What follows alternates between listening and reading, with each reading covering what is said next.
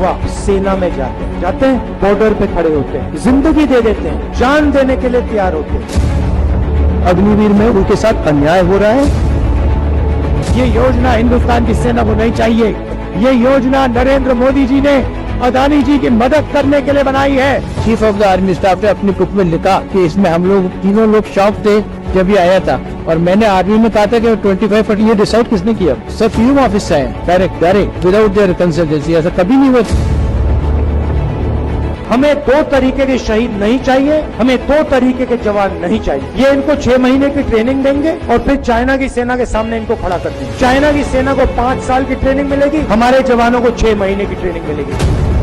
कि इंडिया की सरकार आएगी, इंडिया गठबंधन की सरकार आएगी, पहला काम होगा कि हम अग्निवीर योजना को फाड़ कर कूड़ेदान में फेंक दें। 70% अग्निवीरों को स्थायी नौकरी, ज्यादा सैलरी और 7 साल का कार्यकाल। अग्निपथ योजना में क्या बदलाव कर सकती है मोदी सरकार?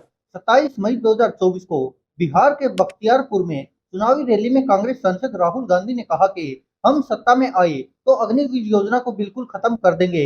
2024 चुनाव में राहुल गांधी कमोबेश हर रैली में अग्निवीरों का मुद्दा उठाते रहे। राहुल गांधी सत्ता में तो नहीं आए, लेकिन मजबूत विपक्ष में जरूर आ गए। नतीजों के बाद 11 जून को राहुल गांधी ने कहा कि विपक्ष में सेना बैठी है, हम अग्निवीर योजना को रद्द करवा कर रहेंगे। विपक्ष के तीखे तेवरों के बीच सरकार ने भी अब अग्निवीर योजना में बदलाव की कवायद शुरू कर दी है। सरकार ने एक रिव्यू ग्रुप बनाया है जो अग्निपथ योजना की कमियों और सुधार पर प्रेजेंटेशन देगा।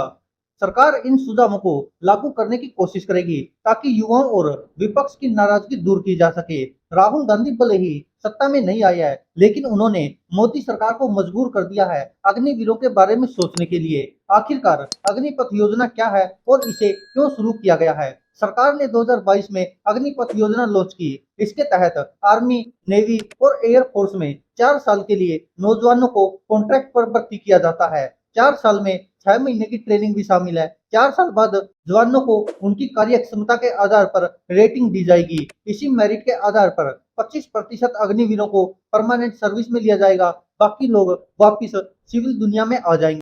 साल में 2 बार रैली के जरिए भर्ती किया जाएगा। अग्निवीर बनने के लिए 17.5 साल से 21 साल का होना जरूरी है। साथ ही कम से कम 10वीं पास होना जरूरी है। 10वीं पास भर्ती होने वाले अग्निवीरों को 4 साल की सेवा पूरी करने के बाद 12वीं के समकक्ष सर्टिफिकेट दिया जाएगा। वर्तमान में मेडिकल को छोड़कर हर कैडर में इस योजना के तहत भर्ती की जा रही है। इन्हें आर्मी, नेवी, वायुसेना कहीं पर भी तैनात किया जा सकता है। अग्निवीरों की सेवा कभी भी समाप्त की जा सकती है। 4 साल के पहले सेवा नहीं छोड़ सकते, लेकिन विशेष मामलों में सक्षम अधिकारी की अनुमति से ऐसा संभव है। सरकार का कहना है कि इस योजना से सिविल सोसाइटी के प्रतिभावान युवाओं को रोजगार मिलेगा और सेवारत सैनिकों की औसत आयु कम की जा सकेगी। सरकार का यह भी तर्क है कि नई पीढ़ी के आने से हमारी फोर्सेज तकनीकी रूप से समृद्ध होगी और हमारे सुरक्षा बल आधुनिक होंगे। जब ये अग्निवीर 4 साल बाद सेवा खत्म करके सामाजिक जीवन में जाएंगे तो समाज को एक डिसिप्लिन और स्किल्ड यूथ की फौज मिलेगी। कुछ एक्सपर्ट्स मानते हैं कि सरकार ने ये योजना साल दर साल बढ़ते डिफेंस पेंशन अमाउंट को कम करने के लिए लॉन्च की है। नई परमानेंट भर्तियों के चलते हर साल सरकार पर पेंशन का बोझ बढ़ता जा रहा था। ऑब्जर्वर रिसर्च फाउंडेशन की एक रिसर्च के अनुसार सरकार को एक अग्निवीर की लागत पूर्णकालिक भर्ती की तुलना में हर साल 1,75,000 रुपए कम पड़ती है। 60,000 अग्निवीरों की एक बैच के लिए वेतन पर 1,054 करोड़ रुपए की बचत होगी।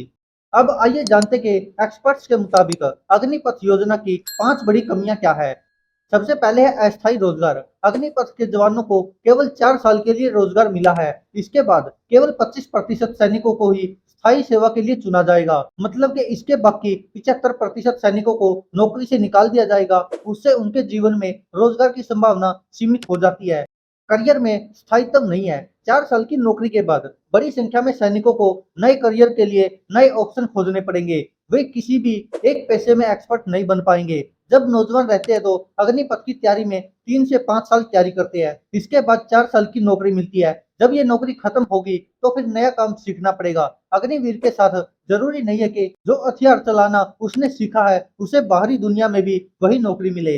नंबर 3 पर आते हैं थोड़ा आर्मी जवान और थोड़ा बाहरी इंसान। 4 साल में अग्निवीरों को आर्मी जवानों की तरह नहीं बनाया जा सकता। कई चीजें सालों तक सीखने के बाद आती है। एक आर्मी जवान पूरे जीवन काल में बहुत कुछ सीखता है, तब जाकर वह लीडरशिप के मोड में आता है। इससे सेना की पूर्ण अक्षमता और युद्धक अक्षमता पर प्रभाव पड़ सकता है। अग्निवीर का कार्यकाल इतना छोटा है कि वह ठीक से आर्मी जैसा जवान बन पाएगा, न ही बाहरी दुनिया का एक कामकाजी इंसान। तो वह न सेना का जवान बन पाएगा और न बाहर की दुनिया का इंसान अच्छे से बन पाएगा। 4 नंबर पर आती है अग्निपथ योजना की सबसे बड़ी कमी है दूसरी नौकरी की गारंटी नहीं है। इस बात की कोई गारंटी नहीं है कि भूतपूर्व अग्निवीरों को अर्धसैनिक बलों या पुलिस बलों में भर्ती किया जाएगा। शिक्षा के आधार पर इन्हें ज्यादा से ज्यादा सुरक्षा कर्मी की नौकरी मिलेगी, उसमें भी निजी एजेंसियां कूद पड़ी है। यहाँ उनके साथ किसी भी आम आदमी जैसा ट्रीटमेंट मिलेगा। इस कारण से अग्निवीर बनने के लिए मिली ट्रेनिंग का ये मतलब कतई नहीं है कि उन्हें रिटायर होने के बाद दूसरी नौकरी इसी ट्रेनिंग के आधार पर मिल जाएगी। 5वीं सबसे बड़ी कमी है सेना के मोटिवेशन और मोरल पर असर। जब सैनिकों को पता होगा कि उनकी सेवा केवल 4 साल के लिए है और उसके बाद वे बाहर हो सकते हैं, तो यह उनके मोटिवेशन और मोरल पर नकारात्मक प्रभाव डाल सकता है। जरूरी नहीं है कि उन्हें वैल्यूज के साथ काम करे जो एक आर्मी का जवान करता है। इसके अलावा एजुकेशन क्वालिफिकेशन नहीं बढ़ पाना, पेंशन और कैंटीन जैसे दूसरे लाभ न मिलना, कोई एक रेजिमेंट न होना जैसी अन्य कमियों की तरह एक्सपर्ट्स इशारा करते हैं। आइए जानते कि आखिरकार अग्निपथ जो योजना है इसमें क्या बड़े बदलाव कर सकती है मोदी सरकार। अग्निवीर सेना भर्ती के लिए अभी आयु सीमा 17.5 साल से 21 साल है। इसे बढ़ाकर 17.5 से 23 साल किया जा सकता है। 4 साल पूरे करने के बाद नियमित सेवा में शामिल होने वाले अग्निवीर जवानों को 25% से बढ़ाकर 70% कर सकती है।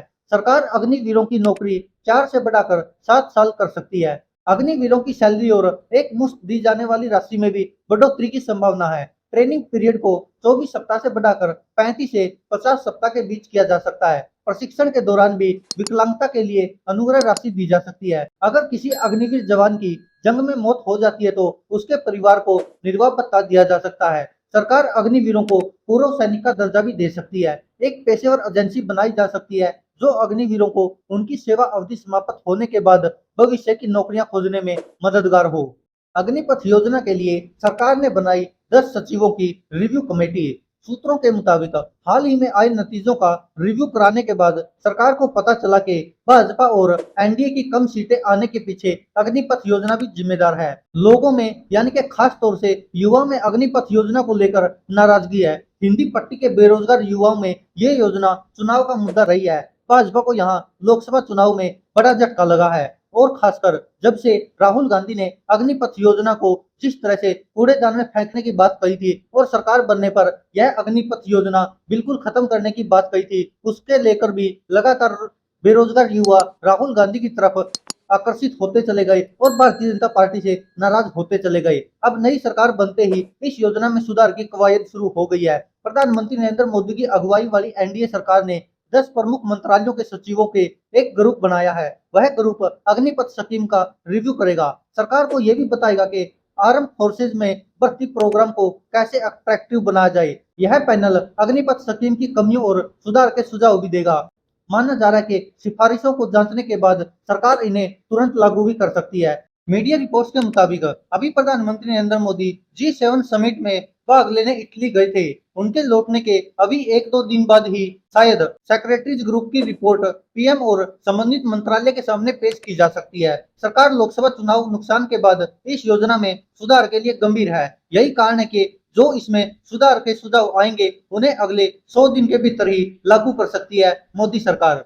इसके पीछे बड़ा कारण माना जा रहा है कि अग्निपथ योजना में बदलाव के लिए प्रधानमंत्री नरेंद्र मोदी और एनडीए की सरकार को राहुल गांधी ने मजबूर कर दिया। जिस तरह से लोकसभा चुनाव 2024 में राहुल गांधी ने एक नारा दिया था कि हमारी सरकार आते ही अग्निपथ योजना को फाड़कर कूड़ेदान में डाल देंगे और इसको पूरी तरह से खत्म कर देंगे। यह देश के जवानों के साथ अन्याय है।